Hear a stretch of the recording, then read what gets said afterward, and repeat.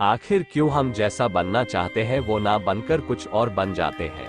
इसका कारण जानते हैं गौतम बुद्ध से। जानने से पहले चैनल को सब्सक्राइब जरूर करें ताकि आप ऐसी वीडियो को देखने में परेशानी न हो। तब ताते बुद्ध से हर किसी का अपना एक लक्ष्य होता है कि उसे जीवन में क्या करना है और क्या बनना है, लेकिन जैसा आप बनना चाहते हैं वैसा नहीं बन पाते हैं।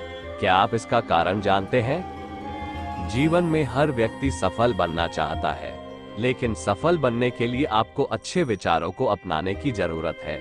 गौतम बुद्ध के उपदेशों से आपके जीवन में सकारात्मक बदलाव आते हैं और इससे आपका जीवन बदल जाता है। यही कारण है कि बुद्ध के विचारों को सुखी जीवन का सूत्र कहा जाता है। सफल बनने के लिए हर व्यक्ति का अपना एक लक्ष्य पहले से ही निर्धारित होता है और वह उसी के अनुरूप काम करता है। लेकिन कई बार ऐसा होता है कि आप जो बनना चाहते हैं वैसा नहीं बन पाते हैं। कुछ लोग इसे लेकर यह मान लेते हैं कि शायद उनकी किस्मत में ही यही लिखा होगा, तो वहीं कुछ लोग अपनी किस्मत को खराब कहने लगते हैं और कुछ लोग यह मानकर संतुष्ट हो जाते हैं कि शायद वह इसे डिजर्व ही नहीं करते थे। लेकिन इसका असली कारण कुछ और ही होता है। गौतम बुद्ध की इस कहानी से जानते हैं इसका कारण। गौतम बुद्ध की कहानी। एक बार गौतम बुद्ध को एक सभा में उपदेश देना था। सभा में करीब 100 से ज्यादा लोग उपस्थित थे और उनका इंतजार कर रहे थे। गौतम बुद्ध आए लेकिन बिना कुछ कहे ही चले गए। बुद्ध का ऐसा व्यवहार देख सभी हैरान रह गए, लेकिन किसी ने उनसे कुछ कहा नहीं। अगले दिन फिर से सभा का आयोजन हुआ, लेकिन आज सभा में उपस्थित लोगों की संख्या घटकर 80 हो गई। आज भी बुद्ध ने ऐसा ही किया। वे सभा में आए लेकिन बिना कुछ बोले चले गए। आज भी लोग हैरान हुए, लेकिन बुद्ध से किसी ने कुछ कहा नहीं। अगले दिन फिर से सभा का आयोजन हुआ और लोगों की संख्या घटकर 50 हो गई। बुद्ध फिर से सभा में आए और बिना कुछ बोले ही चले गए। आज भी बुद्ध से किसी ने कोई प्रश्न नहीं किया। अगले दिन फिर से सभा का आयोजन हुआ और इस बार लोगों की संख्या केवल 30 थी। आज भी बुद्ध बिना कुछ बोले मुस्कुराकर चले गए। आप कहानी को पढ़ते हुए इरिटेट हो गए होंगे और सोच रहे होंगे कि आखिर बुद्ध को कुछ बोलना नहीं तो बार बार सभा का आयोजन क्यों हो रहा है। ठीक इसी तरह सभा में मौजूद लोगों को भी गुस्सा आ रहा था, लेकिन इसका जवाब जानने के लिए आपको धैर्य रखना होगा।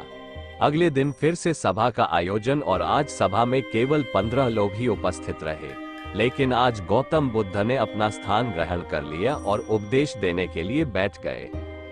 बुद्ध ने जिन 15 लोगों को उपदेश दिए वे उनके भिक्षु बन गए और इन लोगों ने आगे चलकर बुद्ध के ज्ञान को अलग अलग दिशाओं में फैलाया।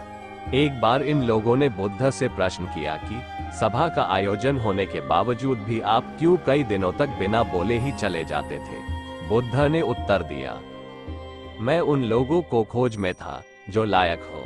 सभा के पहले दिन 100 से भी ज्यादा लोग थे, लेकिन उनमें से ज्यादातर लोगों को मेरे उपदेश से कुछ मतलब नहीं था। इसके बाद जो लोग अगले दिन आए उन्हें भी मेरे उपदेश से कोई मतलब नहीं था। वो तो केवल इसलिए आए थे क्योंकि वो देखना चाहते थे कि आखिर सभा में होता क्या है।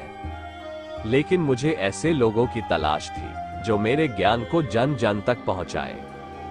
मैं कई दिनों तक इसलिए बिना बोले चला गया क्योंकि मैं ये देखना चाहता था कि आखिर वो कौन लोग हैं तो सच में मेरे उपदेश को सुनना चाहते हैं और जिन्हें वास्तव में ज्ञान पाने की प्यास थी।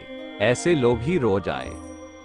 गौतम बुद्ध कहते हैं कि जिनके भीतर धैर्य था उन्हें मुक्ति का मार्ग मिला और जो लोग जल्दबाजी में थे वो आज घर पर बैठे हुए हैं। बुद्ध कहते हैं कि जिन लोगों में धैर्य का गुण होता है वे जीवन में कुछ भी पा सकते हैं, फिर चाहे आपका लक्ष्य कुछ भी हो। बिना धैर्य के कोई भी सफलता के लक्ष्य तक नहीं पहुंच सकता। धैर्य को कैसे बढ़ाएं? आज भागदौड़ भरी जिंदगी में लोगों में धैर्य नहीं है। सभी में जल्दबाजी और शीघ्र अति शीघ्र किसी कार्य को करने की होड़ मची है। लेकिन गौतम बुद्ध बताते हैं कि अपने भीतर धैर्य को कैसे बढ़ाएं। बुद्ध कहते हैं कि निरंतर अभ्यास से हम अपने भीतर के धैर्य को बढ़ा सकते हैं। यानी आप जो भी बनना चाहते हैं उसके लिए धैर्य की आवश्यकता है।